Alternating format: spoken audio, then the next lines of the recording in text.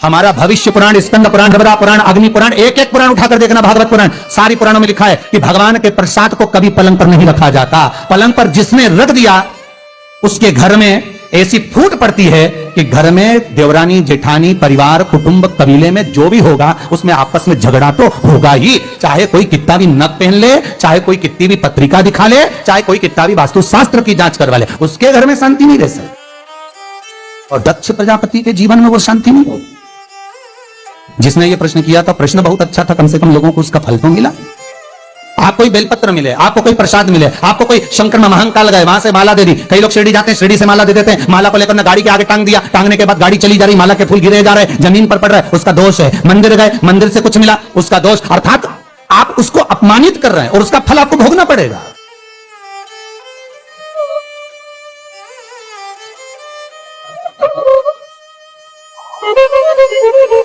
उसका फल तो भोगना पड़ेगा। एक जरा सी इंगेजमेंट की अंगूठी, सगाई की अंगूठी जिस लड़की ने लड़के को पहनाई और लड़का उतार दे तो उसका मुंह देखना, वो उसी का, जगदम्बा का। लड़का भी उसको पहन के ही रखे, पहन के। और कोई पूछ ले सगाई की है, अच्छा तो सब शादी हो जाए, दूल्हे के दोस्त करें, ले हम दूसरी चीज किनारे वो पहले एंगेजमेंट की, सगाई की।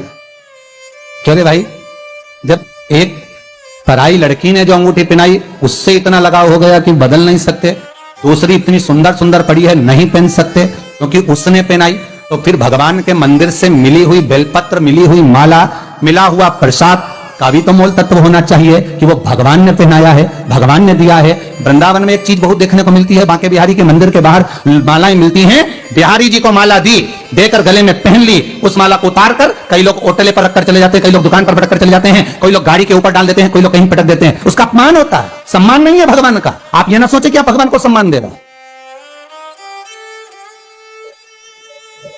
आपको अगर माला किसी पंडित जी ने दी है तो उसको सम्मान। हमारे यहां आज भी ब्रजवासियों में एक नियम है कि गिरिराज बाबा पे चढ़ी हुई माला आज भी ब्रजवासी किसी के गले में नहीं पहनाते। आप जतिपुरा में जाकर देखना, एक से बढ़कर एक माला गोवर्धन नाथ जी को चढ़ती है। गले में गुलाब की फूल की माला गोवर्धन नाथ जी को चढ़ती है, मोगरे की माला गोवर्धन नाथ जी को चढ़ती है। पर जो ब्रजवासी जतिपुरा के हैं, वो जतिपुरा के ब्रजवासी कभी भी गिरिराज जी की माला किसी के गले में नहीं पहनाते। क्यों? हमारे ठाकुर की माला का एक एक फूल गिरेगा, पांव में जाएगा तो कितना कष्ट होगा। ये हमारे लाला का है, तो वो जतिपुरा के ब्रजवासी नहीं पहनाएंगे। पर कहीं कहीं देखने को मिलते हैं लोग माला पहना देते, क्योंकि आज के जमाने में लोगों को ढोंग ज्यादा प्रिय है, लोगों का प्रपंच ज्यादा प्रिय है, और उस प्रपंच में, उस ढोंग में लोग डूबते चले जा रहे हैं, डूब रहे हैं। बस करना है, एक ने करा, दूसरे ने चालू कर दिया, दूसरे ने करा, तीसरे ने चालू कर दिया, तीसरे ने करा, चौथे ने चालू कर दिया, और वो डूबते गए। शिव महापुराण की कथा करिए, शंकर भगवान से द्रोह करा है दक्ष प्रजापति ने।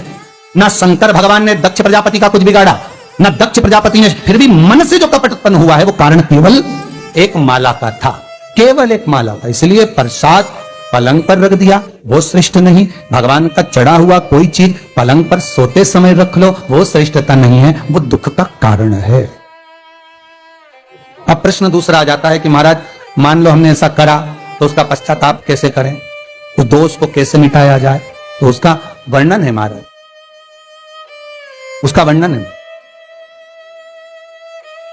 एक नियम पुराने समय से चला आ रहा है, वही नियम आज फिर है कि मान लो दोष तो हो गया, तो कहा भगवान के द्वार का पहुंचा। वैसे तो लिखा हुआ है लीपन, लीपन से मतलब होता है गोबर को लीपना, ठीक है। अब आज के जमाने में कोई लीपने का तो क्रम रहा नहीं मंदिरों में। तो पहुंचा अपन मान लो कपड़े में पानी मिलाकर भगवान की चौखट को पोंछ दिया जाए, और पोंछ कर दोनों चौखट के दोनों ओर स्वस्तिक का निर्माण करा जाए, और स्वस्तिक का निर्माण कर उस पर 2 सफेद फूल रख दिए जाए महाराज, और उस पर सफेद फूल रखकर प्रणाम कर अपनी गलती की क्षमा मांगकर दोनों फूल को उठाकर घर में रख दिया जाए, तो जो क्लेश हो रहा होता है वो समाप्त हो जाता है। अगर वो प्रसाद रखा है आपने और आपसे दोष हुआ है तो उस दोष को मिटाए।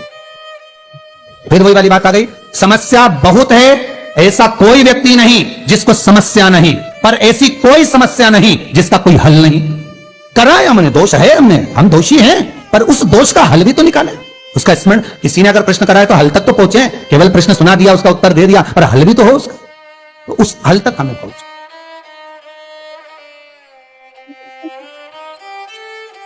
भगवान की भक्ति को हम धारण कैसे कर सकते, स्मरण कैसे कर सकते? तो जहां पर आप रह गए, गलती होती है, मनुष्य देह मानव का शरीर है, होगी। हां, एक चीज और याद रख लीजिए, मान लो आप औषधि के रूप में कोई बेलपत्र लेकर आ रहे हो, औषधि के रूप में कोई पत्ती लेकर आ रहे हो, और वो कहा कि औषधि के लिए ये रखो आप पलंग पर, तो भले रख सकते। औषधि के रूप में मांग कर लाए हो तो, वो भी मांग कर लाए हो तो।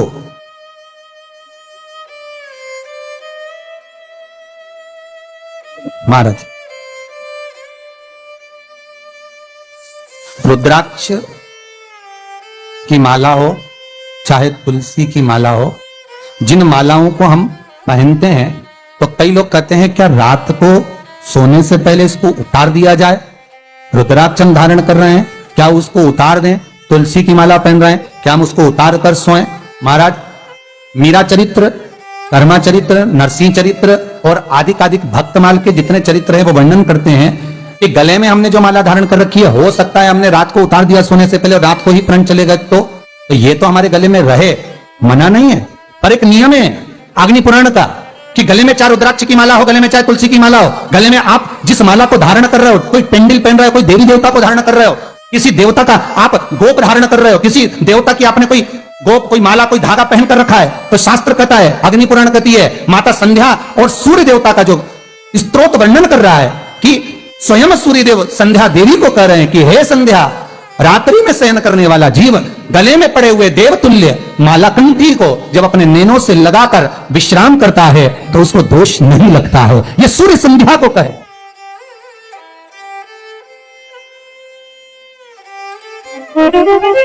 उसका दोष नहीं लगेगा।